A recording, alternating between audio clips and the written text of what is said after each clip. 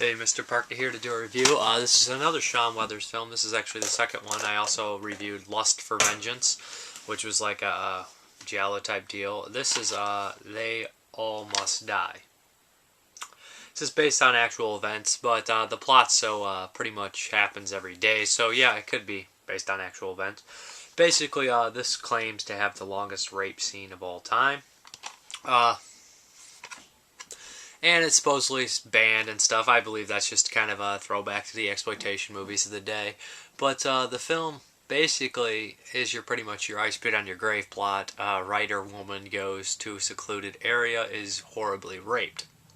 That's pretty much it. But instead of using inbred rednecks, we get inner city gang black guys that are not gang, but black guys that are completely pieces of shit. But the funny thing is, in this film, instead of making Jennifer Hills someone likable, they make the writer not likable either. In fact, all the characters in the movies are not likable. And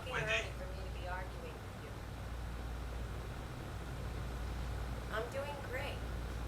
You wouldn't believe me if I told you, but I'll tell you anyway.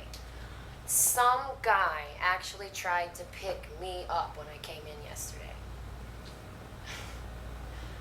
Yeah, well, you could say he was a little bit young. And he had these two racist friends screaming obscenities at me. I'm probably the first white girl they've ever seen in their lives. Oh, don't worry about them. They're fucking harmless.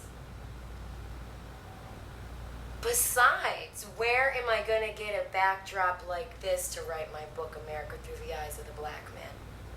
Oh, get this. You know that Mr. Foster guy, the loser that owns this place? Well, it turns out that he's one of those obsessed fans, and he designed the living room exactly like mine. Yeah, it was fucking creepy. And then he tries to hit on me just as his wife walks in. Lucky for him, because I was just about to go for my mace. Don't worry, I can handle myself. A few spooks are not going to scare me away from the best book I have ever written before in my life. And basically, it's a impending doom that something bad's gonna happen, and pretty much from the plot, you know she's gonna get raped from everything about it. The rape scene's actually one of the most horrific rape scenes. It's really pornographic and long, and actually is very I Spit on Your Grave like. There's 3 of them, and they all have their turns. And of course, they even use something to shove up her vagina after the rape has occurred, because obviously someone has problems getting it up. This is essentially just a kind of a remake, an urban remake of I Spit on Your Grave. The camera used is the same camera. It's really kind of hard to see. It's not the best camera equipment, but like I said, this is kind of a strange camera to use. It was made in '98, it says right here, so I can see why the quality would look like that.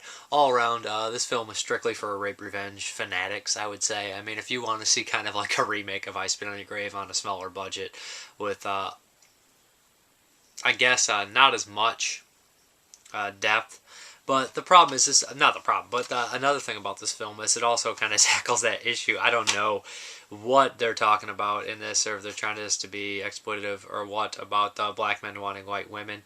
I know there's been a lot of things that say stuff like that, but necessarily they make jokes out of it, and this movie seems kind of strange that they would do that in.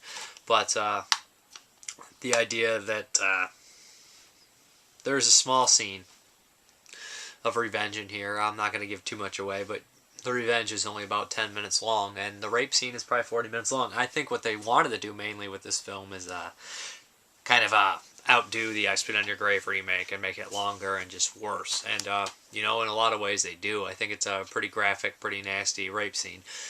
And, you know, that will sell the movie pretty much on its own. People love rape scenes, so what can I say? It seems to be a main fan. Rape revenge are a big popular category, but They All Must Die is kind of it's alright. Like I said, it's basically just an urban remake of I Spit on Your Grave. We've seen plenty of throwbacks and homages and remakes of I Spit on Your Grave, and an actual remake. Gutterballs is a lot like I Spit on Your Grave. Hood has eyes. Hood has eyes, though. It does seem like it has a little more comedy in it. This film does not. Like I said, this film is filled with dislikable characters and dislikable situation. But that is They All Must Die. No special features on the DVD. Thank you very much for watching. Have a good one.